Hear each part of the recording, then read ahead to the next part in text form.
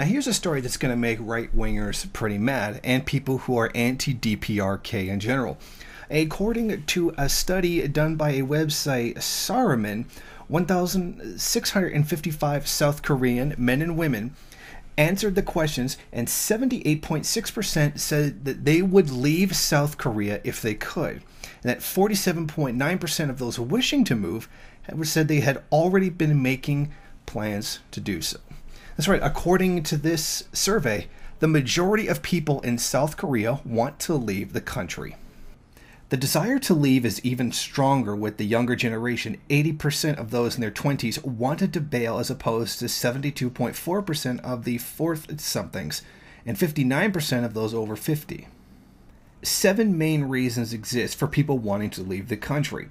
1, a desire for a lifestyle that allows more freedom instead of being chased round the clock by pressures of work. This applies to both job seekers as well as working adults. Poor living and working conditions, economic inequality, anxiety over life after retirement, being sick of the highly competitive society, a feeling that the country is not protecting its people, other countries providing better welfare systems. What's very interesting about most of these complaints is that the solution to them can actually be found in the North. For example, economic inequality. Economic inequality is very small in the DPRK compared to most of the world. By no means is it an egalitarian society. I'm not suggesting that at all. I'm saying that economic inequality is much smaller there than it is in other countries. And many people, the anxiety over life after retirement. There's a guaranteed pension by the DPRK once you reach the retirement age.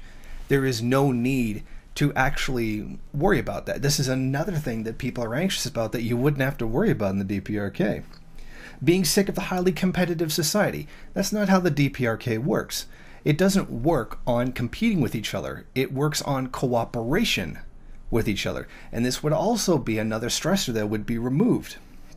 And a feeling that the country is not protecting its people.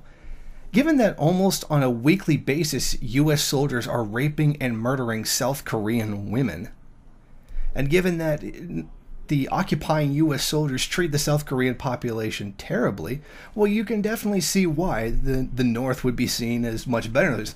I'm not saying that they see the North in this way, but you would understand why somebody would get that impression, because they don't allow imperialist troops to occupy their country. So, in my opinion, you'd be better off in the North. And then other countries providing better welfare systems. There are a great deal of countries that provide better welfare systems, most of them in Western Europe. Hell, even the DPRK in some cases does have better welfare systems. They're not as rich as the welfare systems in Western Europe or even Canada or Japan.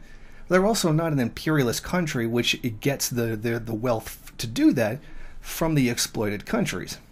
But even that, in some ways, there are still third world countries that have universal healthcare programs that are sometimes provide better living standards than people in the United States. The DPRK in this case would not be one of them, but there are ones that, for example, infant mortality rate is higher in the United States than it is in Cuba, for example. But it's very interesting to look at the divide between the North and the South, where you have people that are leaving the DPRK are now going back because the South is not what they were led to believe it was. They're not treated, better. They're not treated as one of the same. They're not like, oh, come to the South, you'll be rich, rich, rich from, where you work, and you find out that none of that is true. And now even the people that are born in the South, people who've lived there their whole lives, want to leave. And that's certainly indicative of the situation going on in South Korea right now, particularly with the very high-level government corruption that's taking place. And another reason why I will still consider North Korea to be best Korea. Thank you for watching. If you like this program, then please head over to my Patreon page and set up a monthly donation. It's your donations that keep this program running. Also, if you would like, please rate, comment, subscribe, and share in various social media.